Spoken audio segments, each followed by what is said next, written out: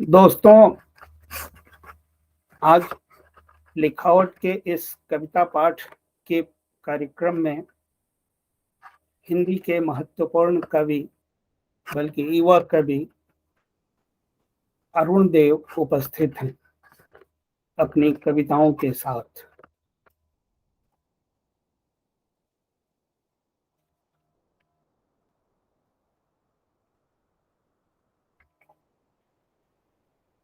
एक दो रोज पहले प्रेमचंद साहित्य संस्थान द्वारा दिया जाने वाला देवेंद्र कुमार कविता सम्मान 2022 से अरुण देव को सम्मानित करने की घोषणा हुई है। यह बहुत ही खुशी की बात है और हम अरुण देव को बधाई देते हैं। इसी अवसर पर उनका एकल कविता पाठ लिखावट ने आयोजित किया है। आप सबकी जानकारी के लिए मैं कवि का एक संक्षिप्त परिचय देना चाहूंगा। अरुण देव उत्तर प्रदेश के कुशीनगर से आते हैं। पिछले एक दशक से साहित्यिक पत्रकारिता में महत्वपूर्ण स्थान रखने वाले अरुण देव की उच्च शिक्षा जवाहरलाल नेहरू विश्वविद्यालय नई दिल्ली से हुई है। अरुण देव के अब तक 3 कविता संग्रह प्रकाशित हैं। पहला है जो भारतीय ज्ञानपीठ से 2004 में प्रकाशित हुआ था, क्या तो समय। दूसरा संग्रह उनका 2013 में राजकमल प्रकाशन से आया, कोई तो जगह हो। तीसरा संग्रह राजकमल प्रकाशन से ही 2020 में प्रकाशित हुआ, जिसका नाम है उत्तर पैगंबर। कोई तो जगह हो के लिए उन्हें 2013 का राष्ट्र कवि मैथिली शरण गुप्त राष्ट्रीय सम्मान प्राप्त हुआ था। उनकी कविताओं के अनुवाद अनेक भारतीय भाषाओं में मसलन असमी, कन्नड़, तमिल, मराठी, नेपाली, अंग्रेजी आदि भाषाओं में हो चुका है। हमारे समय के महत्वपूर्ण और वरिष्ठ कवि संस्कृति कर्मी अशोक वाजपेयी पर उनकी 2 संपादित किताबें भी प्रकाशित हुई हैं। अरुण देव पिछले 10 वर्षों से हिंदी साहित्य की प्रतिनिधि पत्रिका समालोचन का संपादन कर रहे हैं। आज यह हिंदी ही नहीं भारतीय भाषाओं की सबसे विश्वसनीय, स्तरीय और सुरुचिपूर्ण पत्रिका बन चुकी है।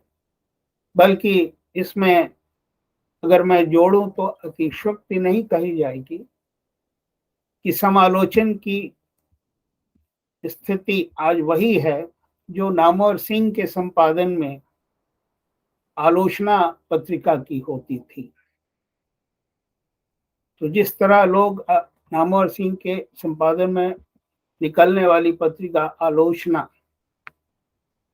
को देखते थे, आज उसी तरह समालोचन को देखा जा रहा है। समालोचन एक क्रेज बन गया है कविता और आलोचना के लिए। यह क्रेज इतना है कि अंग्रेजी का अखबार द हिंदू और खबरों का चैनल एनडीटीवी तक में इसकी चर्चा हुई है। समालोचन के लिए उन्हें इत्यादि सम्मान भी मिला है। तो ऐसे महत्वपूर्ण रचनाकार को आज इस मंच पर स्वागत करते हुए बहुत प्रसन्नता हो रही है। मैं प्रिय कवि अरुण देव जी से आग्रह करूंगा कि अपना कविता पाठ शुरू करें। अरुण देव। मिथिलेश जी, बहुत मैं आभारी हूं कि आपने अपने इस प्रतिष्ठित चैनल और मंच लिखावट पर मुझे अपनी बात रखने का अवसर दिया। समालोचन के बारे में जो आपने कहा, निश्चित रूप से उससे मेरा उत्साहवर्धन हुआ है और ये उम्मीद भी जगी है कि अगर आदमी मेहनत से और लगन से काम करे तो उसका उसका नोटिस लिया जाता है। मैं अपने सबसे नवीनतम संग्रह उत्तर पैगंबर से कुछ कविताएं पढ़ूंगा और इधर मैं मृत्यु श्रृंखला की कुछ कविताएं लिख रहा हूं, जिसमें से कुछ कविताएं तत्वों में भी प्रकाशित हुई हैं।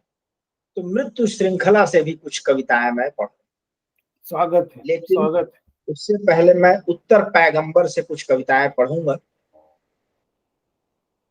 कविताओं का चयन मैंने इस तरह से किया है जो हमारा इस समय है वो समय भी इसमें प्रतिध्वनित हो।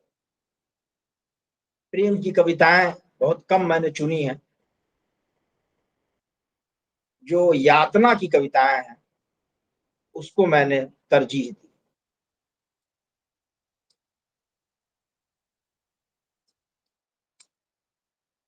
पहली कविता जो जिसका मैं पाठ करना चाहूंगा उसका शीर्षक है औजार और हथियार। हमने खेत के लिए हल बनाए, मिट्टी के लिए कुदाल, घास के लिए खुरपी। हमने कुल्हाड़ी से पेड़ जरूर काटे पर जरूरत भर। धागों के लिए तकली, चरखे और सुई, तुम्हारे जंगली केशों के लिए कैंची उस्तरे, तुम्हारे बेढंगे नाखूनों के लिए नेल कटर। घरों के लिए संदूक बनाए हमने, चूल्हे के लिए फुकनी और रोटी के लिए चिमटे। शिशु के लिए चम्मच बनाकर जो खुशी मिली उसका बयान शब्दों में नहीं हो सकता। वह कभी कभी बच्चों के डकार में हिलती। हम कारीगर थे, हमने सबसे पहले पहिए बनाए। भट्ठी की आग में तपते हमारे चेहरे कभी बर्तन बनाते थे, कभी चूड़ी, कभी लैंप का शीशा। हमने जतन से झुमके गढ़े कि वे हिले पर टूटे नहीं। हार ऐसे की जीत ले मन। हम कामगार थे, मेहनत कश, हमने हथियार नहीं बनाए। चाकू हमने बनाए पर उससे तेज की कलम की धार। हमने रक्त में सने उन्हें देखने की कल्पना तक न की। औजार धीरे धीरे हथियारों में बदलते गए। वे तेज, नुकीले, धारदार होते चले गए। बढ़ती गई उनकी प्यास। हम कारीगर थे पर हमसे हथियार मांगा जाने लगा। भाले की नोक पर हमारा हुनर हमसे छीन लिया गया। तलवार की धार पर हमारी ही उंगलियों का टपका खून था। बहुत अच्छा। हम हिस्र नहीं हुए कभी भी। हम उसी भट्ठी से तवे बनाकर घर लाते थे। हमने उनमें लकड़ी के हत्थे लगाए कि न जले किसी स्त्री का हाथ। हमने कुल्हाड़ी जरूर बनाई पर उसे किसी की गर्दन पर कभी नहीं रखा। इसी बीच हत्यारों ने हथियारों पर विचारों की सान चढ़ा दी। अब वे मारक ही नहीं अचूक हो गए। घोड़ों पर सवार तलवारों ने रौंद दी धरती। नाव पर सवार बंदूकों ने खून की नदी में डुबो दिए संस्कृतियों को। शस्त्रागार भर गए हथियारों से। राजा राजा नहीं हथियार थे। देश देश नहीं उन्नत हथियार थे, हथियारों ने खुद चुने हत्यारे, हथियारों की प्यास बुझती ही नहीं। हमने हड़प्पा, मोहनजोदड़ो, मेसोपोटामिया, रोम, यूनान और मिस्र बनाए। हमने नदियों के किनारे आबाद की दुनिया। तुम्हारे हथियार अब युद्धों में ही नहीं, प्रार्थना में झुके बच्चों पर भी गरजते। तो ये मेरी कविता थी, औजार और हथियार।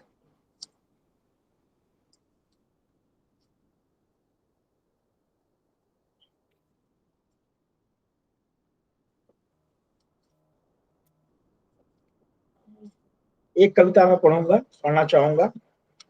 देशद्रोही। ये स्वागत, उनके पढ़ें। पास उनके पास गालियां हैं अतीत की, उनके पास गालियां हैं अतीत के लिए, महापुरुषों के लिए अपशब्द। उनके एक हाथ में छेनी है, एक हाथ में हथौड़ा।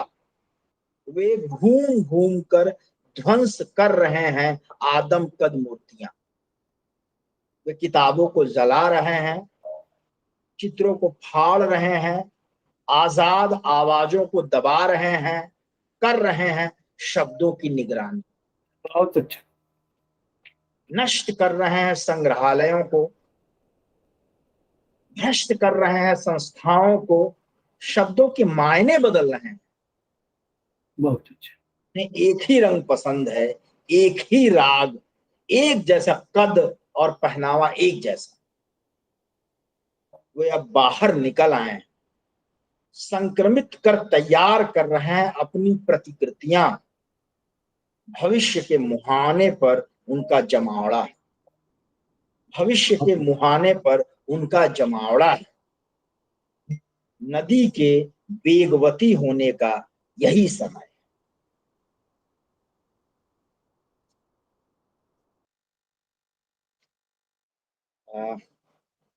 एक और कविता। आदमखोर सभ्यता। एक जिबा होते आदमी की डूबती हुई आवाज मेरा पीछा कर रही है। एक जिबा होते आदमी की डूबती हुई आवाज मेरा पीछा कर रही है। वह आदम को पुकार रहा है आदमखोर के सामने। दो कटी हुई टांगे मेरे पीछे पीछे चली आ रही हैं।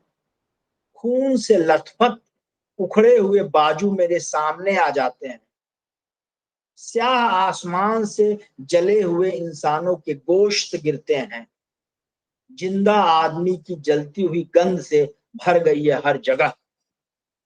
हत्यारे एक बड़ी लंबी फिल्म बना रहे हैं घूम घूम कर। उसमें एक वहशी भीड़ है, तमाम डरे सहमे मजलूम इंसान उसमें दिखते हैं। उन्हें घेरा जा रहा है, मारा जा रहा है, काटा जा रहा है, जलाया जा रहा है। किसने लिखी है इसकी पटकथा? यह मृत्यु का धूसर संगीत जो हर जगह बज रहा है, किसका है यह वाद्य? विलाप से थरथरा रही हैं दिशाएं, चुप है सब, सब मनसबदा।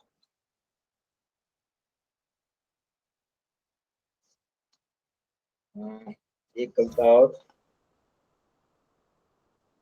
मिलना। मिलना तो पानी की तरह। जल जब शीत से मिलता है ओस बन जाता है। चमकता हुआ हरे पत्ते पर सूरज की पहली किरण के।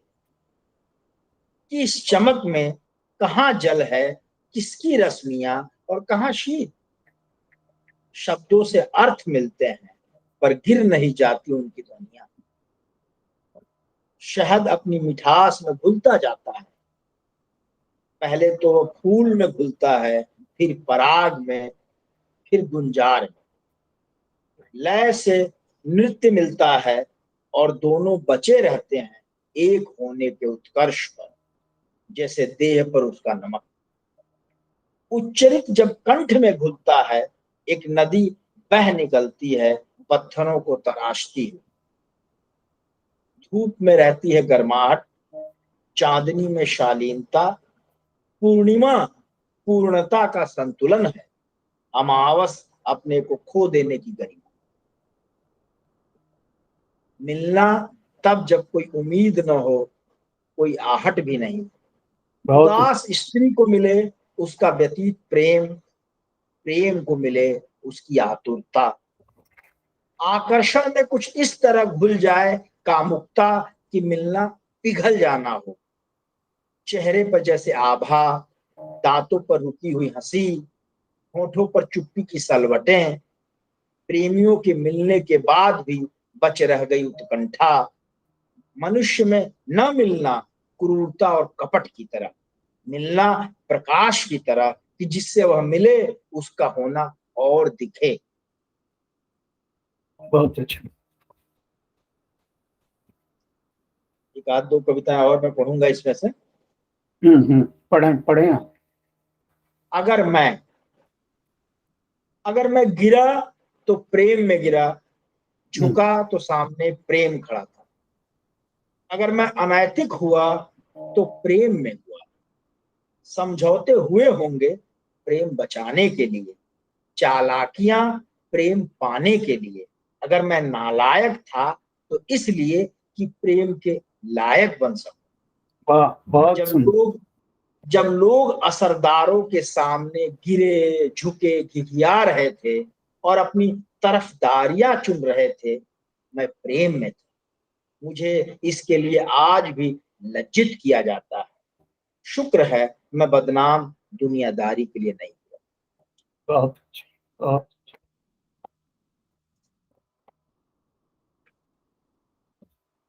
हुआ। एक कविता और पढ़ूंगा, उसके बाद फिर मैं अपनी मृत्यु श्रृंखला से कुछ कविताएं पढ़ूंगा। अपनी प्रिय एंकर के लिए, हम्म अपनी प्रिय एंकर के लिए, मुझे आप अच्छी लगती हैं, खासकर जब आप सत्ता की चालाकियों का पर्दाफाश करते हैं, हम्म, उसकी चमक के पीछे की हिंसा और साजिशों पर सवाल उठाते हैं।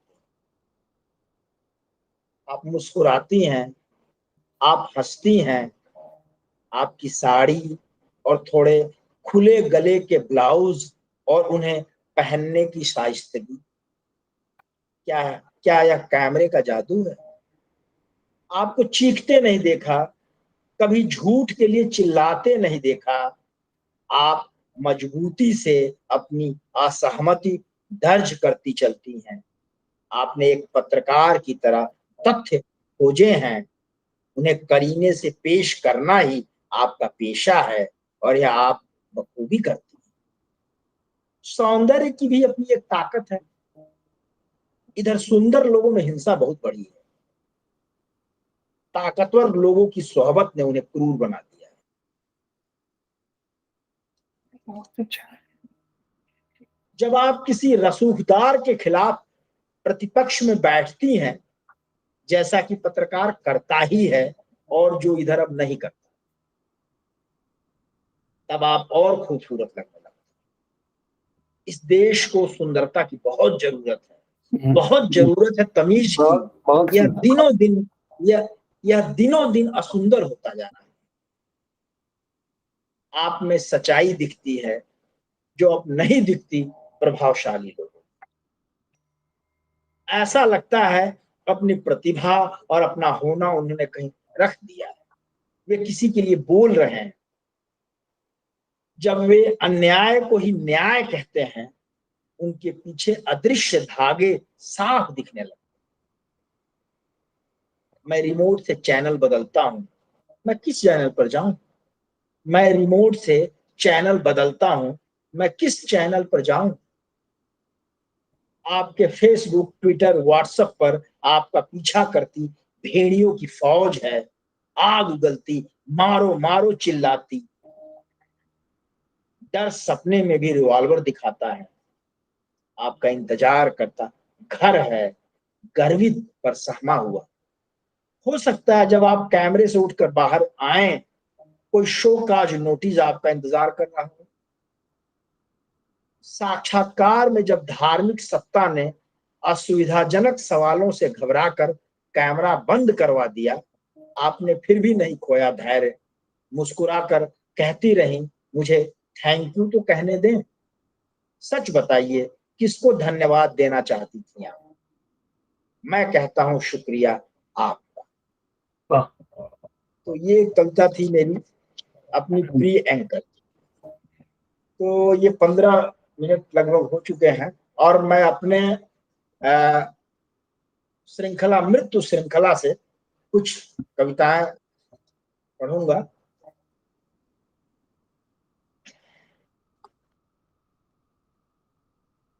उड़ गए रंग, कटाव ढीले पड़ गए। उड़ गए रंग, कटाव ढीले पड़ गए हैं। समय की नदी ने देह के तट को भुरभुरा कर दिया। समय की नदी ने देह के तट को भुरभुरा कर दिया है। लहरें टकराती हैं, किनारे इत्मीनान से बैठी है मृत्यु, उठती गिरती लहरों को देख रही।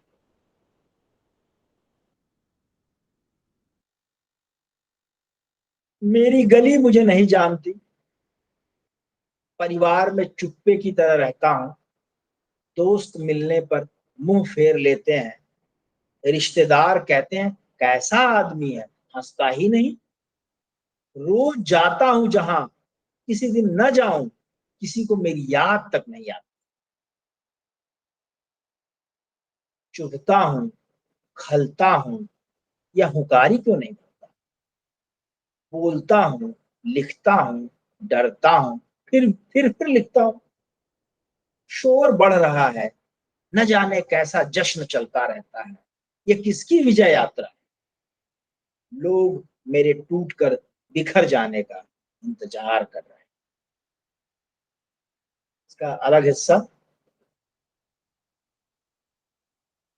परिंदे सूखी पत्तियों की तरह गुम हो जाते हैं। परिंदे सूखी पत्तियों की तरह गुम हो जाते हैं, उनकी मृत्यु का पता नहीं चलता।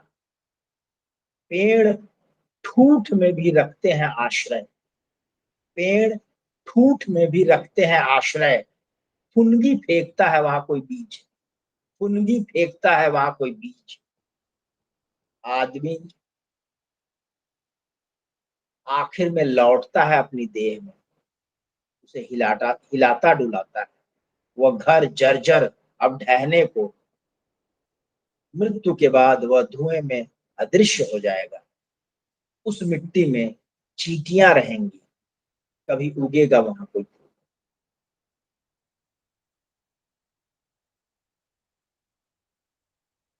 अगला इसका एक हिस्सा। ये मृत्यु सीरीज की कविताएं मैं सुना रहा हूं। अग्नि उसे खा जाएगी, अग्नि उसे खा जाएगी, पी जाएगी नदी, मिट्टी उसे मिट्टी में बदल देगी। लौट जाएंगे लोग घरों को, उसके नाम का दिया भी बुझ जाएगा। उसकी छोड़ी हुई जगह की उगी हुई घास पर बिछी होगी धूप। उसकी छोड़ी हुई जगह की उगी हुई घास पर बिछी होगी धूप। मृत्यु से पहले मृत्यु के डर से मर जाते हैं। मृत्यु से पहले मृत्यु के डर से मर जाते हैं लोग। मृत्यु मरे हुए लोगों के पास नहीं जाती।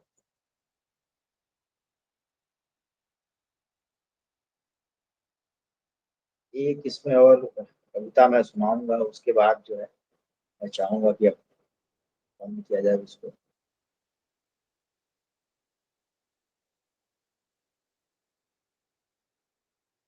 तमसा नदी के तट पर, तमसा नदी के तट पर क्रौच नहीं मरा, कवि जीवित हुआ था।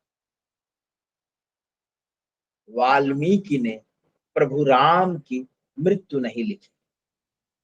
विजय का भार जब असह्य हो गया, राम उतर गए सरयू में।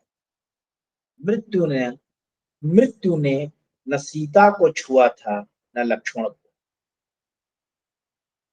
कृष्ण की नहीं हुई थी मृत्यु, कृष्ण की नहीं हुई थी मृत्यु। अनश्वरता से उद्विग्न कृष्ण ने चुने अपने तलवे के लिए नुकीले बाण। हत्याओं का महासिलसिला कहीं तो रुके। 80 वर्ष जीने के बाद बुद्ध ने स्वागत किया यह कहते हुए मृत्यु का, मैं एक टूटा छकड़ा हूं जिसे बांस के टुकड़े जोड़कर बस चलाया जा रहा। कुकथ्या और हिरण्यवती नदी पार कर उसी नारा में मृत्यु से मिले बुद्ध, जैसे ज्ञान से मिलता है शील और छोड़ जाता है आत्म का जलता हुआ दिया, जहां वर्षों बाद पैदा हुए अज्ञेय। और यह कब। वाह, बहुत अच्छा, बहुत अच्छा।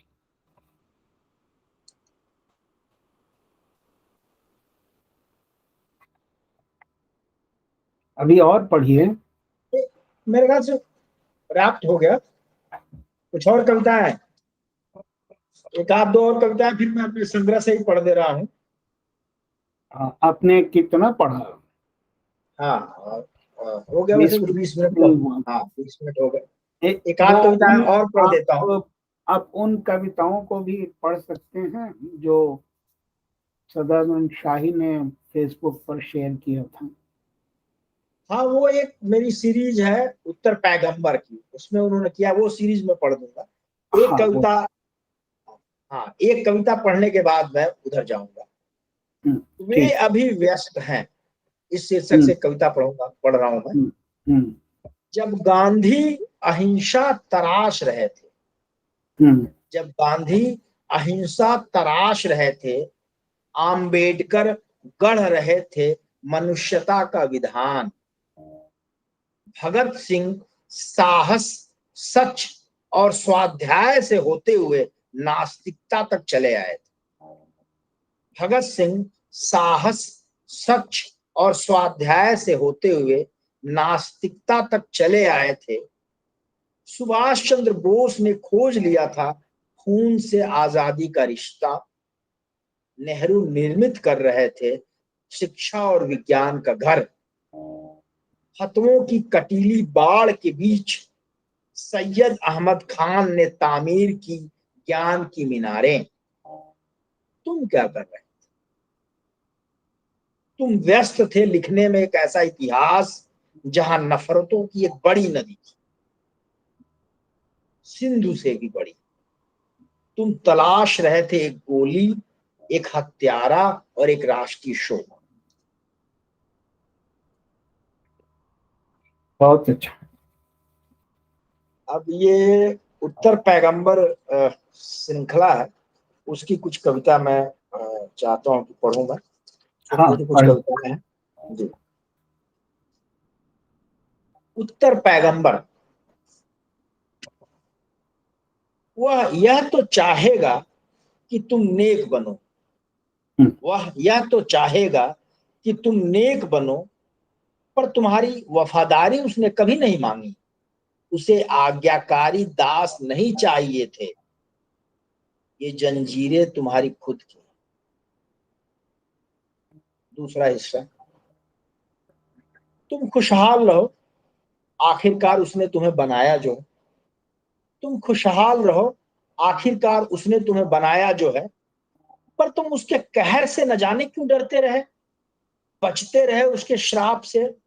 वह तुम्हारे लिए विनाश और तबाहियां क्यों लाएगा, जबकि उसने तुम्हारे लिए सूरज चांद तारे बनाए, सुकून भरी रातें और स्वाद भरे फल बिखेर दिए धरती पर। उसने सुंदरता को पहचानने के लिए रोशनी दी है तुम्हें। बहुत खूब, बहुत खूब। छोटे छोटे इसके हिस्से हैं। हम्म। वह सर्वशक्तिमान है, वह सर्वशक्तिमान है। वह तुम्हारे प्रसाद और बलि का मोहताज नहीं, हम्म उसे तुम्हारी कृतज्ञता भी नहीं चाहिए। बहुत अच्छा, बहुत अच्छा। अगला हिस्सा। उसे कुछ कहना होगा तो कह लेगा, उसे सब भाषाएं आती। उसे कुछ कहना होगा तो कह लेगा, उसे सब भाषाएं आती हैं। वह आकाश के कागज पर कड़कती बिजलियों से इबारत लिख सकता है। हम्म, वह आकाश के कागज पर कड़कती बिजलियों से इबारत लिख सकता है। उसे किसी संदेश वाहक की जरूरत नहीं, न कभी उसने भेजे। क्या उसने शेर को बताया उसका जंगल, चिड़िया को उसकी उड़ान, नदी को उसकी गति? क्या तुमने कभी खरगोश को प्रार्थना में झुके देखा है? उसकी दौड़ ही प्रार्थना। बहुत अच्छा, बहुत सुंदर। अगला हिस्सा, वह न्यायप्रिय ठहरा, वह न्यायप्रिय ठहरा और तुम उसके मानने वाले अपनी बहनों से ही नाइंसाफी करते हो। वह न्यायप्रिय ठहरा और तुम उसके मानने वाले अपनी बहनों से ही नाइंसाफी करते हो और फर्क करते हो उसकी संतानों में। काले गोरे नाटे लंबे सब उसके ही सांचे में ढले हैं। लोगों को उसके सद्गुणों से पहचानो, उनके ज्ञान विवेक और सहृदयता का सम्मान करो, श्रम की इज्जत करना सीखो। बहुत अच्छे, बहुत अच्छे। ये पैगंबरी तरीके से लिखी गई हैं कविताएं, मतलब ये शैली उसकी वही है ना। अगला इसका हिस्सा है, वह तुम्हारा रखवाला है, बेवजह उसकी कृपा के लिए झुके हुए बुदबुदाते रहते हो उसका नाम। वह तुम्हारा रखवाला है, बेवजह उसकी कृपा के लिए झुके हुए बुदबुदाते रहते हो उसका नाम। वह बेखबर नहीं है तुमसे, उसकी कोई रीति नहीं, न ही उसका कहीं कोई घर है। अगला हिस्सा, वह सर्वव्यापी है, दिग दिगंत तक फैली है उसकी आभा, उसने तुम्हें विवेक दिया। वह कोई कातिब नहीं कि आखिरत में तुम्हारा हिसाब किताब करेगा। वह कोई कातिब नहीं कि आखिरत में तुम्हारा हिसाब किताब करेगा। न जन्म से पहले कुछ था, न मृत्यु के बाद कुछ है। बहुत अच्छा, बहुत अच्छा। अगला हिस्सा, तुम कैसे रहते हो, क्या पहनते हो, तुम्हें क्या खाना चाहिए, इसके लिए उसने कोई दिशा निर्देश नहीं दिए, नहीं तो वह तुम्हारी पीठ पर इन्हें उकेर देता, नहीं तो वह तुम्हारी पीठ पर इन्हें उकेर देता। यह तुम खुद तय करो। अगला हिस्सा, जहां हो वहीं बना लो स्वर्ग, जहां हो वहीं बना लो स्वर्ग। खिलो और फिर अपनी संततियों में खिलते रहो, अपने कर्मों में महकते रहो, यही अमरता है। और इसका आखिरी हिस्सा, और यह भी कि यह धरती सिर्फ तुम्हारी नहीं है, आकाश समुद्र और जमीन साझे के हैं। इस पर रहने वाले छोटे से छोटे कीट की भी यह उतनी ही है। एक असमय पड़ा पीला पत्ता कहीं किसी पेड़ के सूख जाने की तरफ इशारा करता है, और पेड़ों का काटा जाना जंगलों की तबाही है। जहां से मिलती है तुम्हें हवा, और पहाड़ों की पीठ पर पानी से भरे बादल हैं। काले धुएं से पीला पड़ा प्रकाश तुम्हारे लिए विभीषिका लाएगा। बचो खुद के पैदा किए कचरे से। मैंने तो तुम्हें साफ सुथरी पृथ्वी दी थी, कल कल करती नदी और चमकती हुई हवा। बहुत बहुत अच्छा, बहुत धन्यवाद। हो गया, मेरे ख्याल से पर्याप्त हो गया तो। अच्छा। आप कहते हैं तो ठीक है। दोस्तों, ये थे अरुण देव, जिनकी कविताएं आपने सुनी। प्रतिरोध से लेकर मृत्यु से आमना सामना करते हुए पैगंबर तक गए। इनकी कविताओं में जो जीवन के लिए संदेश है वो बहुत ही महत्वपूर्ण है। तो जैसे अरुण देव आज हमारे लिए महत्वपूर्ण हैं, वैसे ही उनकी कविताएं भी महत्वपूर्ण हैं। तो मुझे उम्मीद है आप लोग कविताएं आपको पसंद आएंगी। आप लिखावट को सब्सक्राइब करें और कविताएं धैर्य के साथ सुने YouTube पर। धन्यवाद। धन्यवाद।